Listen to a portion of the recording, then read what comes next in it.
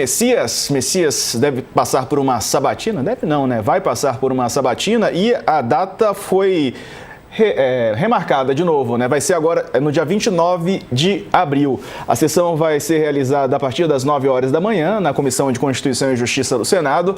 Além de Messias, serão sabatinados indicados também ao Tribunal Superior do Trabalho e à Defensoria Pública da União. Inicialmente a agenda já estava para o dia 29, mas aí tem a questão toda de estar perto ali do feriado, o 1º de maio, aí foi remarcado para o dia 28 e agora foi trazido de volta para o dia 29. O senador Weverton Rocha, do PDT do Maranhão, que é relator da indicação, deu parecer favorável para a indicação do Messias para a vaga no Supremo. E o presidente da Comissão de Constituição e Justiça, Otto Alencar, do PSD da Bahia, avaliou que o indicado do presidente Lula tem votos para ser aprovado. Apuração sua, né, Dani? Sim, eu falei com o Otto Alencar lá atrás e a avaliação dele, do presidente da Comissão de Constituição e Justiça, é de que Jorge Messias tem votos para ser aprovado. Houve uma conversa do Lula com o presidente do Senado, Davi Alcolumbre, meio que passou da conta, agora chega. Os dois levantaram a bandeira branca, amor, não posso mais. Teve um evento, inclusive, no Palácio do Planalto, com o Davi Alcolumbre do lado do Lula, meio que simbolizando essa retomada das relações em melhores patamares. O Messias precisa de 41 votos. A avaliação do senador Otto Alencar, bastante experiente e presidente da CCJ, é que ele passa, tá? O PL e o Novo fecharam questão contra a indicação do Messias.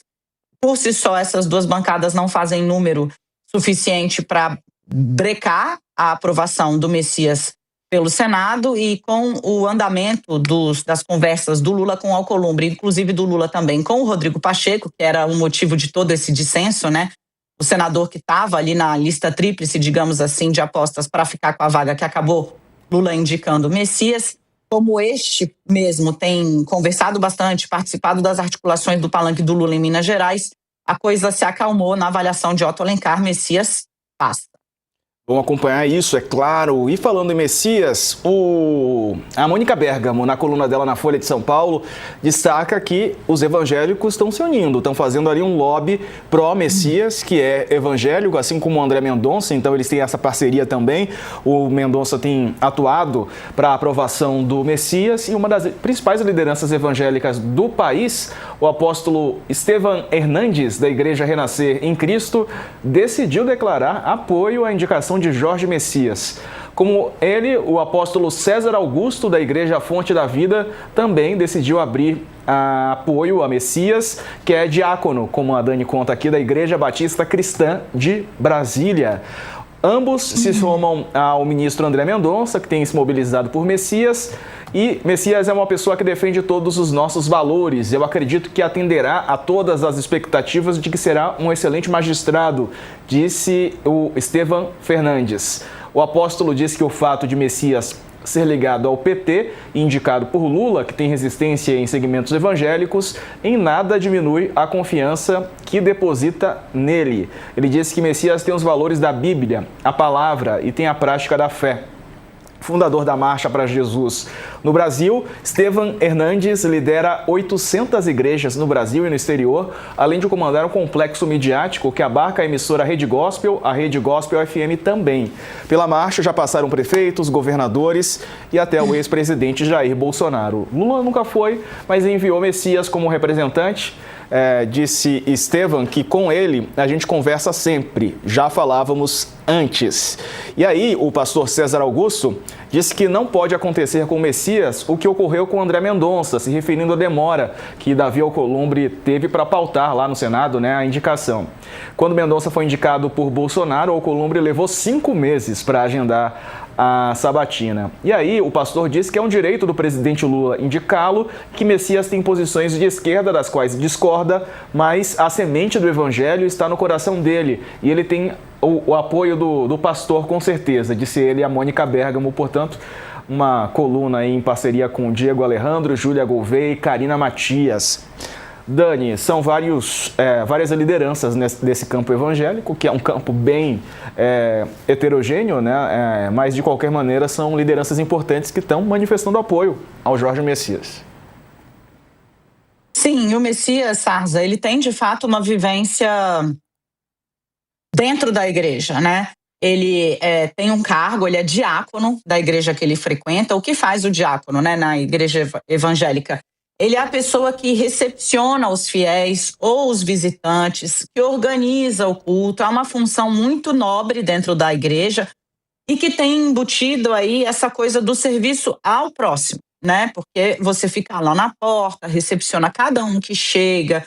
É o primeiro contato, digamos assim, do fiel com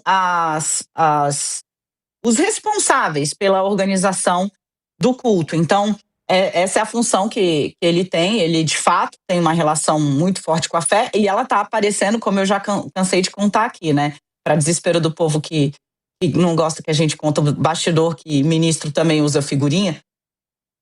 Para quem pergunta para o Messias como é que está a campanha para o Senado, deixa eu recuperar aqui a mensagem da fonte, né? Que mostra... perguntei como é que tá e tal a campanha do Messias, aí a fonte falou, cara, ele tá fechado em copas aqui. Quando se pergunta para ele, aí como é que tá perambulando lá pelo Senado, visitando todos os gabinetes, ele manda assim, tudo contribui para o bem daquele que crê em Deus. É uma figurinha assim, que tem as mãozinhas unidas em oração, né? Porque não tá querendo falar muito, foi uma pedreira, tá sendo uma pedreira ainda, né? Até chegar nesse ambiente de menos conturbação em cima do nome dele. Mas você vê como o vínculo dele com a igreja é tão forte que uniu esses dois personagens de alas super diferentes, né? De um lado você tem André Mendonça indicado por Bolsonaro e Jorge Messias indicado por Lula, e André Mendonça tem defendido o nome de Messias, inclusive junto a políticos que são religiosos e que poderiam ajudar a convencer senadores a apoiá-lo. Foi um dos pioneiros, né, nesse apoio ao Jorge Messias, na época que ele estava sendo alvo de várias críticas, né, vindas de vários setores. Dani estava vendo aqui também na Folha de São Paulo... O que Deus uniu, o homem não separa. Não separa, não separa. O Dani, a Ana Pompeu, a Carol Linhares e a Luísa Martins contam na Folha de São Paulo que o Messias vai defender a senadores limites no judiciário, o que é uma pauta dos senadores, né, e dos políticos, e é uma pauta da campanha de 2026. Estava vendo aqui a reportagem, eles contam que em meio a embates entre Legislativo e Supremo, Messias deve defender a senadores que a separação entre poderes é essencial e que o Judiciário, por vezes, avança em prerrogativas do Parlamento e do Executivo. Ele deve dizer que os juízes precisam ter limites e que um código de ética para a magistratura seria importante. Está se alinhando aí, tá evitando todo tipo de buraqueira que vai aparecer, com certeza, né? Em especial por conta da evolução do caso Master, do foco que a política, em proveito próprio, também um pouco tem dado para o Master dentro do Supremo Tribunal Federal, né? Das relações negociais do Master com parentes e integrantes do Supremo Tribunal Federal, e aí a gente está falando já agora de 4 ministros, então... vai evitar e tentar se alinhar aí com o que está mais palatável para a opinião pública, além de cantar música para o ouvido dos parlamentares, que é defender a autocontenção no exercício do poder judiciário. A AGU, por conta, né, do ambiente, né, encampou aí recentemente uma batalha que está ressoando muito, em especial com quadros da extrema-direita, que é a defesa do PL da misoginia, que condena, né, que tipifica como crime discurso misógino, ou seja, para diminuir, ofender e detratar a mulher por ser mulher, e que para, por exemplo, ao crime de racismo. A AGU está encampando a defesa desse PL e, inclusive, a remoção de conteúdo falso a respeito desse projeto que está, assim, circulando loucamente nas redes sociais. O que deve também render uma frente, um flanco aí de costumes. No que, Sarza, o fato dele ter essa vivência com a igreja pode ajudá-lo, inclusive, a dizer, veja, eu sou um conservador aqui nos costumes, né? Eu tenho uma vida assim, assim, assado, sou um homem casado assim, assim, assado, frequento a igreja assim, assim, assado, na minha vida pessoal é isso aqui que eu defendo. Então, tem um argumento aí para se contrapor, inclusive a essa ala de críticos que certamente vai ressoar ali também durante a sabatina. Eu fiquei curioso, Dani, porque voltou a ser dia 29, né? Porque tinha aquela justificativa de, próximo do dia 1º, muitos senadores já vão estar viajando, não vão estar em Brasília, mas voltou a ser dia 29. Porque dia 30 vai ter uma outra pedreira também para o governo. É a análise do veto da dosimetria, do PL da dosimetria. E aí, se você deixa para fazer na outra semana ali, em maio, você já vai ter, provavelmente, né, o avanço da escala 6x1, pelo menos a ideia é essa, de que ainda em maio ela saia da Câmara para o Senado, e outras pautas que estão prementes. Porque se você vira maio com isso, depois de maio é junho e aí acabou Jesus, né? É festa de São João, é parlamentares fora mesmo, é congresso esvaziado e já volta para a campanha.